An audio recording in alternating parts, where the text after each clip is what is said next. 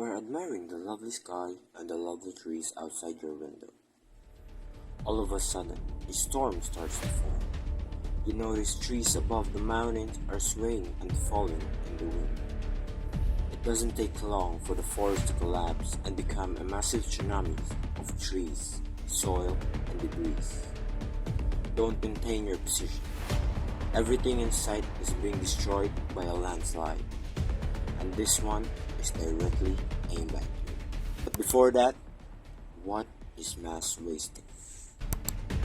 Mass wasting or landslide is the flow of dirt, rocks, or other kinds of materials down a slope.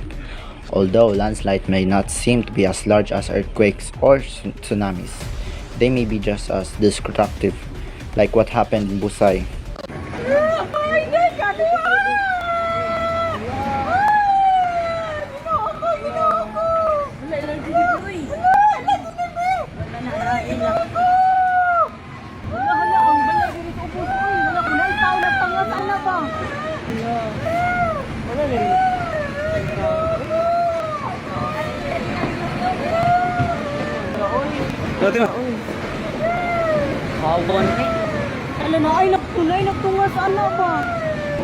Not all landslides are the same. There are rocks falls, rock slope failures, rotational landslide, debris flows, creep, solifluction, and translational sides. The mass wasting or landslide that happened in Busai is what you call translational slides, also known as mudslides. Mudslides develop when soil and debris are soaked with water. Mudslides are typically produced by severe rain or volcanic activity. They might be a sluggish dripping sludge or a quick all-consuming wave. What do you think caused the landslide? The main reason is a storm that arrived in Cebu and caused a landslide. And I think it's because of the so-called mass wasting. Mass wasting is the movement of soil and rock slope under the influence of gravity. And the type of mass wasting happening in Busai, Cebu City is an example of physical and chemical weathering. Chemical because of the non-stop rain causing the soil to slide or transfer. Physical because of the growing of trees that cause concrete cement to break. I think happened and caused the landslide is also include the following. First is the rain softens the soil. Slide, their location, less of rocks, and the soil cannot hold too much, causing it to produce landslides.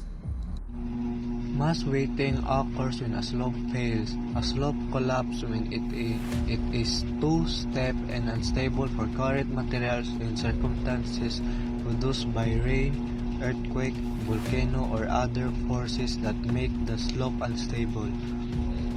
Gravity is the major driving factor behind mass weighting processes since it is always seeking to drive material downward.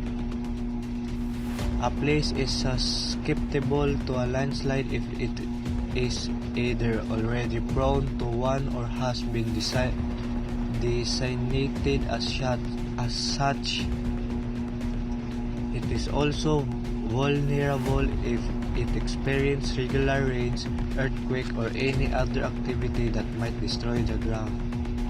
Area like Sirao, Malubog, Busay, Guba, Agsumot, and Adlawon with steep terrain and heavy rains. Every time it rains, landslide may occur in these places.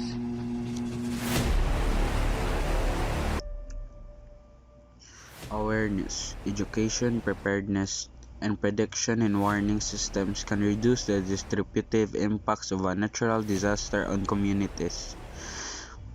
Mitigation measures such as adoption of zoning, land use practices, and building codes are needed, however, to prevent or reduce actual damage from hazards. Types of mitigation techniques. Prevention. Government, administrative, or regulatory action that influence the way land and buildings are developed to reduce hazard losses includes planning and zoning, floodplain laws, capital improvement programs, open space preservation, and stormwater management regulations. Emergency services. Actions that protect people and property during and immediately after a hazard event includes warning systems, emergency response services, and the protection of essential facilities. Structural projects. Actions that involve the construction of structures to reduce the impact of a hazard includes dams, setback levees, flood walls, retaining walls, and safe rooms.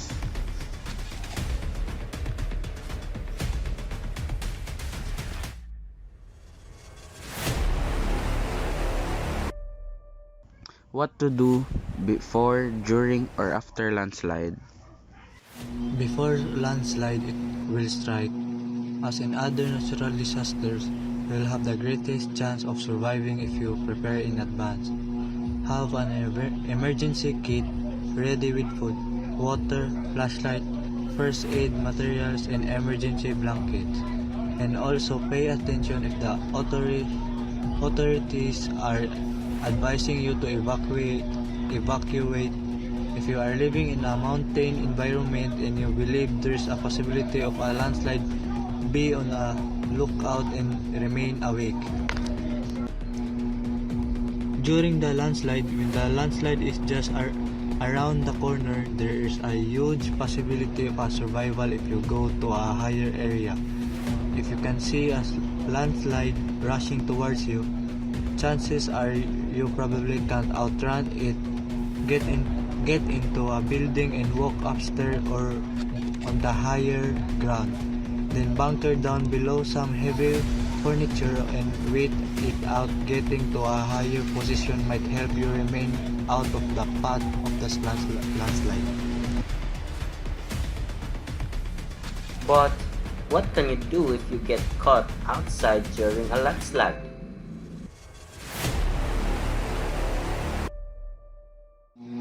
One thing for sure is not hiding behind a tree or anything unstable. Landslide might be powerful enough to force them upon you.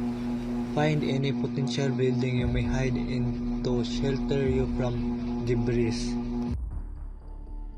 Then what if there is no buildings close by or nothing to climb on? Your final hope of survival is to brace yourself. If you have an emergency blanket, wrap yourself in to protect your body, then curl yourself in a ball, shield your head from debris and avoid breathing water. And if you are caught in a landslide, there's a possibility that you won't be buried totally. Once the flow stops, the ground could be loose enough that you can dig yourself out. After a landslide, stay away from the collapsed location until local authorities indicate it is safe to return. When you return home, inspect the foundation of your house, water lines, electric poles, and your surrounds for any damage that may have happened and report it to the relevant authorities. Also, alert those authorities about who are harmed or missing persons. Follow the newest caution on television, radio, social network, websites, and local government authorities.